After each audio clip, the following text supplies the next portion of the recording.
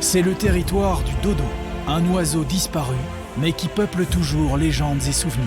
C'est une île restée longtemps inhabitée, entourée d'énormes cachalots, peuplée de chauves-souris géantes, de tortues, aussi lentes qu'imposantes. C'est un endroit coupé du monde, où s'épanouit le pigeon rose, la grosse cato verte et une seule espèce de rapace au regard perçant. Jusqu'à ce qu'une autre espèce vienne tout changer. À 200 km dans cette direction, on a l'île de la Réunion et à 1000 km, toujours par là-bas, on a Madagascar. Bienvenue donc dans cet épisode du Jardin Extraordinaire qui commence, regardez, en plein milieu de l'océan Indien. Enfin presque en plein milieu, parce qu'heureusement juste là devant, il y a un beau gros caillou, une île créée par les volcans il y a 10 millions d'années environ. C'est l'île Maurice, isolée de toutes les autres terres de la planète depuis bien longtemps. Et bien figurez-vous que forcément et naturellement, des espèces particulières s'y sont développées. C'est ça qu'on va aller découvrir. C'est parti.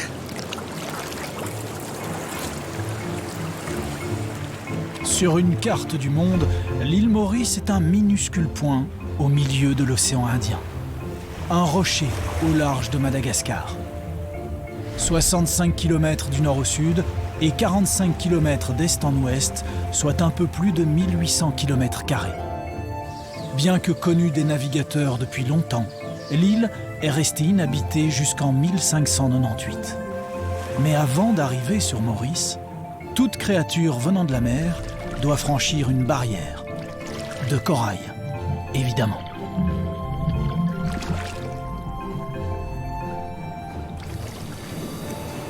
Oh, je viens de passer cette barrière qui est là, cette ceinture qui entoure l'île. C'est la barrière de corail. Les coraux, c'est ça. Ce qu'on voit juste là en dessous, qui a la forme dans ce cas-là d'une espèce de cerveau. Puis on a ceux-là aussi qui ressemblent plutôt à des tables. On dirait des végétaux, des algues figées dans la pierre. Eh bien pas du tout. En réalité, ce sont des animaux vivants qui font même partie des animaux les plus anciens de la planète, puisque certains peuvent avoir plusieurs siècles, peuvent vivre des centaines d'années. Et donc, ces coraux, non seulement ils protègent l'île, mais ils forment aussi un biotope extraordinaire dans lequel les poissons viennent se glisser. On va chercher ça. Puis débarquer sur la plage quand même. Les récifs coralliens sont considérés comme les forêts tropicales des océans. Ils servent d'habitat à plus d'1 million d'espèces, dont un quart des poissons de la planète. La présence d'une barrière de corail protège aussi les côtes contre l'érosion et la montée des eaux. Mais dans la plupart des endroits du monde, la santé des coraux n'est pas au beau fixe depuis quelques décennies. Et leur disparition ou leur raréfaction pourrait bien déséquilibrer l'océan tout entier. Avant d'arriver sur l'île Maurice elle-même, petite étape au large de la côte Est. Un décor paradisiaque, c'est l'île aux aigrettes. 26 hectares de nature inhabitée depuis 60 ans. Des décennies de travaux pour restaurer au mieux la faune et la flore d'origine, comme elle était à l'arrivée des hommes il y a 400 ans. Dans cette forêt tropicale, composée de petits arbres taillés par les vents marins, on ne tarde pas à entendre et à voir le cardinal de Maurice. Surtout le mâle et sa fameuse capuche orange. Pourtant, cet oiseau fait partie des 100 espèces les plus menacées de la planète. Sur l'île aux aigrettes, les scientifiques ont reconstitué le milieu et tout mis en place pour que ce soit le dernier refuge du cardinal de Maurice.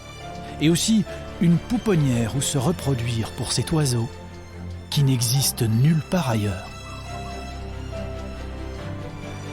L'île est aussi le refuge de nombreux reptiles. Certains sont tellement discrets, comme le skink de Telfer, que la plupart des visiteurs ne le voient même pas, les observer d'un œil depuis sa cachette. D'autres sont beaucoup plus colorés, comme le gecko orné de Maurice.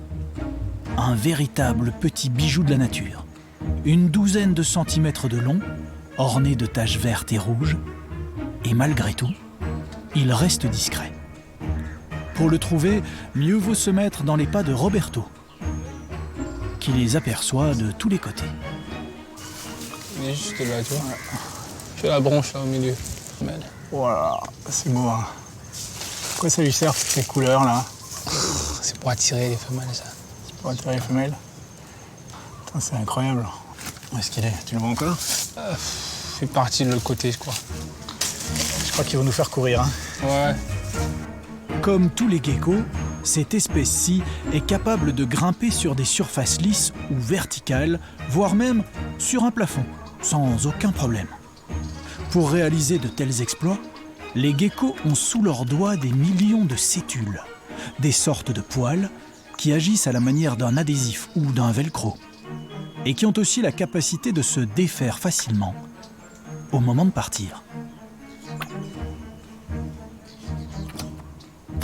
Sur l'île aux aigrettes, Roberto est chargé de suivre des animaux pas très difficiles à trouver, mais pas si évidents à suivre. Ouais, quelle rencontre! Elle est fameuse celle-là. Ouais. Tu nous présentes, c'est qui? Elle a quel âge? Ça, c'est une femelle, une tortue d'Adabra, originaire du Seychelles. Elle a à peu près plus de 50 ans. Femelle à peu près de 90 à 100 kilos. Tu les connais chacune personnellement ou bien Chaque tortue, je connais. Même sans leur numéro, je peux te dire c'est celle, ça, c'est elle. Ok, tu la reconnais à quoi? Elle a une carapace un peu plus... elle n'est pas bombée, mais un peu plus écrasée vers l'arrière. Oh là là, elle vient d'écraser là. Presque écrasée d'un gros pot.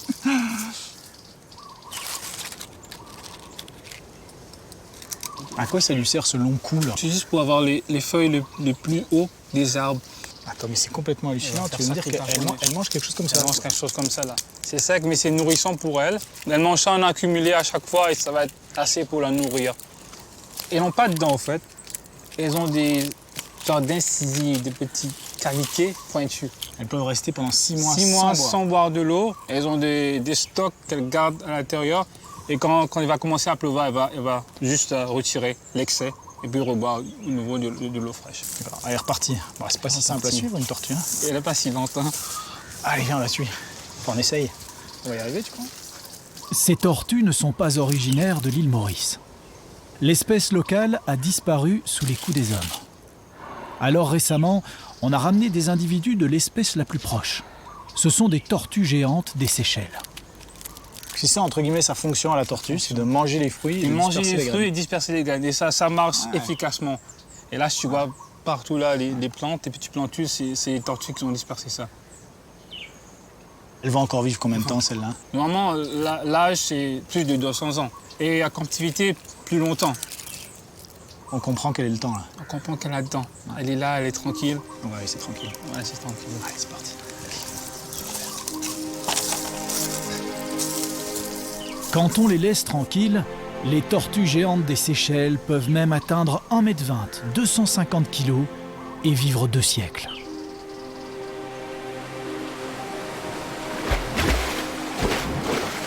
En repartant de l'île aux aigrettes, il ne faut qu'1 kilomètre pour arriver sur l'île Maurice et ses longues plages de sable clair. Sur la côte est, la plus exposée au vent, il existe encore des zones pratiquement désertes. L'île Maurice est sortie des profondeurs de l'océan Indien il y a environ 10 millions d'années.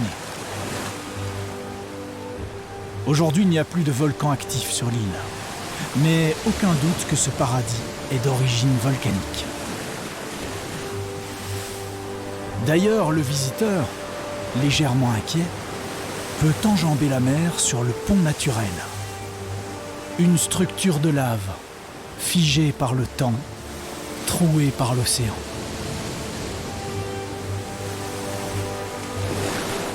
Plus loin, on découvre émerveillé la terre des 7 couleurs. Le résultat d'une activité volcanique qui a créé ce spectacle improbable, toujours là, 2 millions d'années après sa création. L'animal le plus connu de l'île Maurice est le dodo, même s'il a disparu depuis plus de 300 ans. En un siècle, les hommes débarqués ici ont mangé tous les dodos. C'est la première fois que notre espèce comprenait aussi clairement son impact sur les autres. Aujourd'hui, il ne reste plus que des souvenirs de ce lointain cousin des pigeons qui pesait 10 kilos pour 1 mètre de haut et n'avait absolument peur de rien, puisqu'il n'avait connu aucun prédateur. À l'inverse, les hommes ont apporté énormément d'espèces devenues invasives sur l'île Maurice. Des cerfs venus de Java pour les chasser et s'alimenter. Le martin, introduit à Maurice pour combattre les sauterelles, qui détruisent les récoltes de canne à sucre. Il s'est tellement bien adapté qu'il occupe désormais la place des oiseaux locaux. Même invasion par le bulbule orphée, dont on comprend le nom local de Condé à la vue de son plumage. Et même des macaques, importés d'Asie en même temps que des chiens et des chats, qui tous ont grignoté petit à petit le territoire des animaux originaires de l'île. Le problème des espèces invasives existe aussi dans le monde végétal. La flore particulière de l'île Maurice est considérée comme une des plus menacées de la planète. Mais elle a un gardien, Guiani, un passionné devenu le protecteur de la flore locale. Donc là, tu as un beau spécimen de l'hibiscus genevi, qu'on appelle aussi la mandrinette. La fleur rose, là. La fleur rose, là, tu vois comment elle est belle. Qu'est-ce que tu vas faire avec cette fleur? Donc là, je vais attendre qu'elle ait des graines et je vais la récupérer et la propager en pépinière. T'es le propagateur de graines, Le propagateur de graines endémiques. le disperseur. Le disperseur, ouais. C'est ta mission. C'est ma mission. Ah, je te suis. C'est une belle mission. Oui. Dans quelques jours, le printemps commencera. Et Guiani deviendra une sorte de père porteur pour les végétaux mauriciens menacés. Donc là, on est dans une des toutes petites forêts qui restent de l'origine de l'île. Donc oui, là, on est à la réserve de Mondrin. Et en parlant de plantes rares, là, nous avons le Syzygium parrainé. Comme tu peux le voir, il est en début de floraison. On va l'observer quand il sera en fleurs. On va attendre que les fleurs soient pollinisées. Ensuite, on va baguer les fruits pour les récupérer quand ils sont en maturité et on les mettra dans notre pépinière. Donc tu vas récupérer graine par graine de cet arbre. Fruit par fruit, dans chaque fruit, il y a 2 ou 3 graines et on les récupère et on les mettra dans notre pépinière. Incroyable. Et Ouais. pourquoi de cet arbre-là? Et il a quelque chose de particulier? Donc sur la réserve, on n'a que 3 individus du Syzygium parrainé. Celui-là, c'est celui qui donne le plus de fleurs pour cette saison. Donc ouais, il est très rare. Et il est uniquement à Maurice, c'est un endémique. C'est un endémique, il est uniquement à Maurice. Ok. Là, on est juste à côté donc, de la réserve. De la réserve de Mondrin, ouais. Ça, c'est une des forêts qui reste, qui est originelle de l'île. Oui. Donc elle fait partie des 2% de forêt native que nous avons à l'île Maurice. Tu veux dire qu'il reste 2% de ce que c'était avant? De ce que c'était avant, ouais. Qu'est-ce qu'il est advenu du reste? Donc construction, débasement, déforestation, modernité. Comment tu fais pour conscientiser et les autorités et le public et les gens à se dire il faut préserver un arbre comme celui-là? Je pense que ça commence par les plus jeunes en fait. Ouais. Construire des enfants forts et réparer les adultes cassés. Si Guiani est le gardien des végétaux, un autre jeune Mauricien veille lui sur le seul mammifère endémique de l'île Maurice. Vachicht nous emmène dans une petite forêt, peuplée de cris étranges qui résonnent entre les arbres. Ces protégés sont d'ailleurs cachés dans les branches. Ça se passe où là? Là-bas. Une grosse colonie. Là, la tâche qu'on voit là? C'est ça, c'est ça. C'est comme La des tâche, la c'est tâche comme- rousse. C'est ça, c'est comme des sacs penchés. Ah ouais. Ouais. Et là, tu peux pas les rater. Ah ouais, il y en a des belles petites grappes. hein. Un peu dispersé. Tu l'appelles comment? La roussette de Maurice. La roussette de Ouais. Maurice. Quand tu regardes la chauve-souris, au fait, elle ressemble bien, très à un renard. C'est comme un petit chien, au fait. Moi, je trouve qu'elle ressemble beaucoup à un chien, un petit chiot. Là, pour le moment, elle dort. Ouais, elle dort, elle se repose. Durant la journée, on va dire de 6h à 6h, environ 12 heures de temps. C'est là le moment de repos. Et après, c'est juste avant qu'elles vont s'asseoir pour aller manger dans les forêts. Mais les roussettes ne mangent pas qu'en forêt. Elles adorent les fruits et forcément ceux des vergers sont particulièrement attirants. Il faut savoir qu'à Maurice, surtout, il y a beaucoup de conflits entre humains et chauves-souris parce que les chauves-souris mangent beaucoup les fruits cultivés, comme mangue et litchi. Du coup, pouvoir restaurer la forêt des chauves-souris, que ce soit en termes de dortoir ou pour manger, ça peut éventuellement réduire le nombre de chauves-souris qui causent des dégâts dans les vergers. On peut mieux préserver la bête et aussi protéger nos amis les planteurs. Du sentier, nous en apercevons quelques dizaines. Mais Vachicht pense qu'elles sont des centaines dans ces arbres. Pour me le prouver, il décolle son drone, équipé de 2 caméras, une classique et une thermique, avec laquelle il peut repérer les sources de chaleur, comme nous, ou bien sûr, les chauves-souris. Ah oui, c'est eux. Elles Sur tous les points blanches. Tous les points blancs, c'est des chauves-souris. Oh, le travail. Ah ouais. C'est bien eux. Tu vois tout ça. Il va falloir compter, Voilà. là. J'en ai vraiment beaucoup. Oh là là, le travail. Ah ouais. Oh là là, mais il y en a des dizaines et des dizaines sur cette arme-là. Au coucher du soleil, les roussettes de Maurice quittent petit à petit leur dortoir. Là, on voit que ça commence à bouger. Hein. Là, ça commence à circuler un petit peu. La forêt prend vie.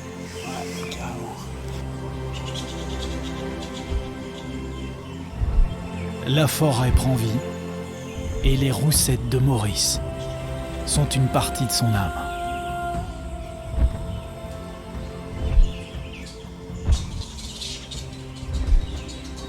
Si on les retrouve partout sur l'île, ces chauves-souris aiment particulièrement survoler et s'abriter dans une des dernières zones intactes de Maurice, le parc national des gorges de la rivière Noire. Des pentes encaissées sur lesquelles se dressent de grands arbres protecteurs. Partant de là, les roussettes vont profiter de la nuit pour se nourrir jusqu'au lever du soleil.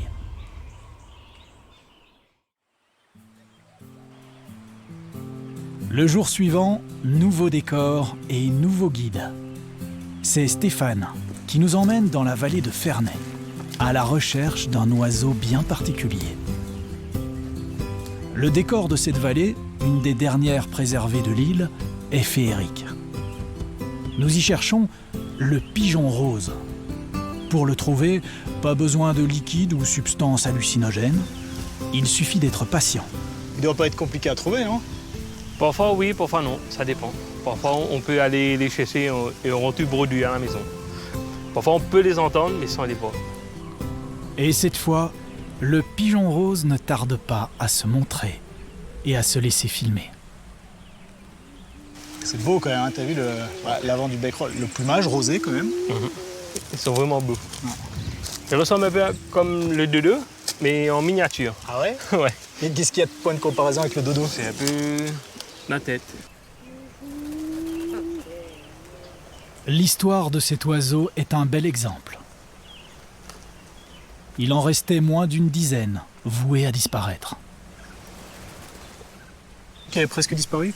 Presque disparu dans les années 1990. C'est-à-dire, il en restait combien? 9. Et aujourd'hui? Aujourd'hui, il y a à peu près 400 ou plus. 400, donc de 10 on va dire à 400, donc fois 40. Exactement. Pas mal. Pour réaliser ce retour miraculeux, les Mauriciens ont veillé jour et nuit sur les derniers pigeons roses, les ont abrités, nourris, aidés à se reproduire et à recoloniser les forêts. Encerclés par l'océan Indien, les animaux de l'île Maurice se sont développés différemment, créant des espèces uniques. Il y a par exemple le bulbul de Maurice. Il y a aussi le pic-pic, un petit oiseau gris, au cri insistant, dont le vrai nom est Zostérops des mascareignes. Il y a encore le coq des bois, aucun rapport avec les poules, mais celui-ci est le premier à chanter le matin dans la forêt, d'où son nom. Et enfin, la perruche de Maurice, dont le nom local est grosse cateau verte. Pratiquement disparue du paysage il y a 40 ans, elle a été patiemment reproduite en captivité avant d'être réintroduite dans ces paysages somptueux où elle croise les autres raretés locales. Mais pour trouver la star des stars de l'île, il va falloir suivre Stéphane, qui s'enfonce un peu plus profondément dans la vallée de Ferney. Entre les arbres tordus, des mousses mystérieuses et des fougères géantes, Stéphane ne prend pas le temps de regarder le paysage. Dans cette forêt de plus en plus dense, on voit de moins en moins loin. Mais Stéphane a repéré cet oiseau à l'oreille. Voici la cresserelle de Maurice. Un petit rapace proche du faucon cresserelle de chez nous. D'habitude, la femelle est plus grosse que le mâle. Ah, d'accord. Et le cri de la femelle est plus aigu. Ça, c'est le mâle. Exactement, ça c'est un mâle. Ouais.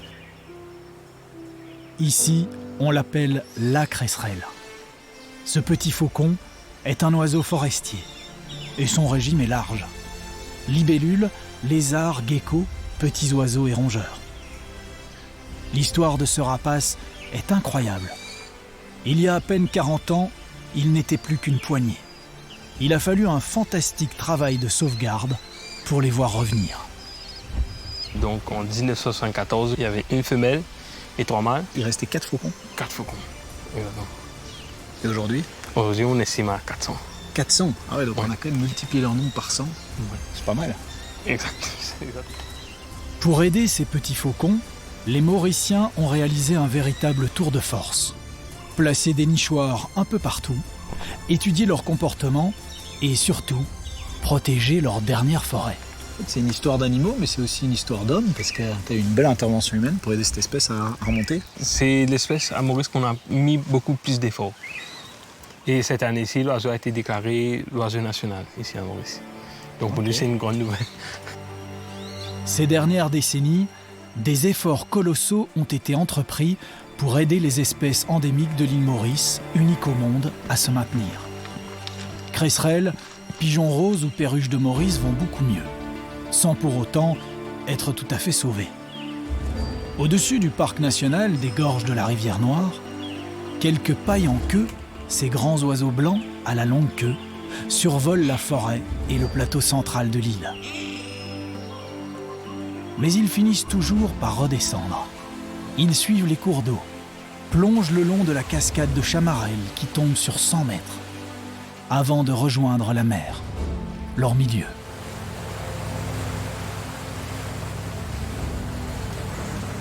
Notre expédition continue au large.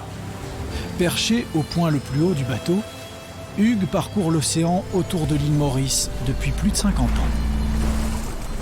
Au moyen d'un hydrophone, on écoute la mer et tous les sons qui sont dans la mer et les clics, les échos des cachalots, on peut les entendre environ sur une dizaine de kilomètres. Au moment où on va capter le bruit, on saura la direction et on va affiner cette direction au fur et à mesure qu'on se rapproche et après ce sera de visu.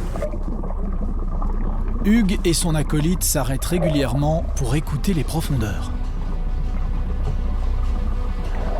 Ils cherchent à entendre les sons caractéristiques des cachalots. Le mâle cachalot, on l'entend de très très loin. À chaque fois, c'est comme un coup de marteau sur une enclume. Alors que les femelles, c'est plutôt des bruits, des clics. Donc, genre...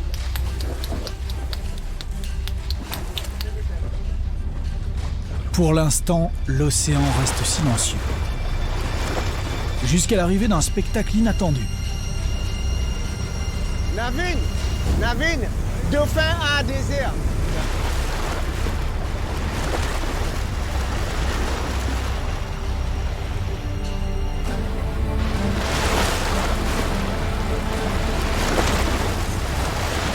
L'espèce de dauphin que nous voyons, c'est des dauphins pantropicaux. On les voit tourner en rond, donc c'est un endroit peut-être riche en nourriture, en petits calamars ou comme des sardines, des anchois. Là, on a vraiment plus d'une centaine devant nous, là. Et de ce qu'on voit en surface, il y en a autant au fond. À peine le temps d'une observation. Et les voilà déjà repartis. Hugues et Navine reprennent leurs écoutes. Et cette fois, l'océan leur envoie un message très clair.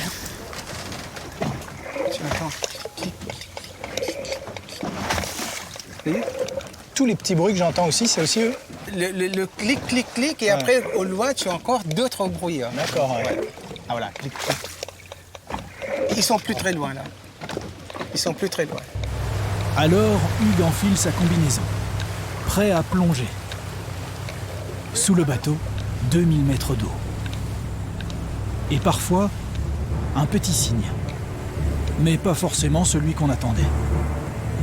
Un aileron de requin. Tourne là. Le gars, il voit un requin, il plonge. Il voit un requin marteau, là, du drone, et il plonge. Il est toujours en dessous? Ouais. Plonger avec un requin marteau, c'était pas exactement le programme. Quelques secondes qui s'étirent, en se demandant où est passé le prédateur. Mais avec 2 bipèdes à l'eau, le requin-marteau prend peur et s'enfuit à toute vitesse. Je savais pas que quand on voyait un requin, on se précipitait à l'eau. Non, il y a requin et requin. Hein. Pourquoi t'es aussi excité de le croiser? Parce que des fois, tu vois un en surface, il y a 200 au fond. Ouais, je sens qu'il va encore vouloir y aller. À peine le temps de souffler, et déjà le plongeon suivant se prépare. Les cachalots ne sont pas loin. Le drone a pris de l'avance et survole ces gigantesques créatures. Là, ils sont devant nous, là, Navine, devant là. 1, 2, 3, 4. Il y en a un qui est descendu. Pour arriver au rendez-vous, il faut plonger et palmer. Jusqu'à ces quelques instants suspendus. Entouré par un clan de cachalots.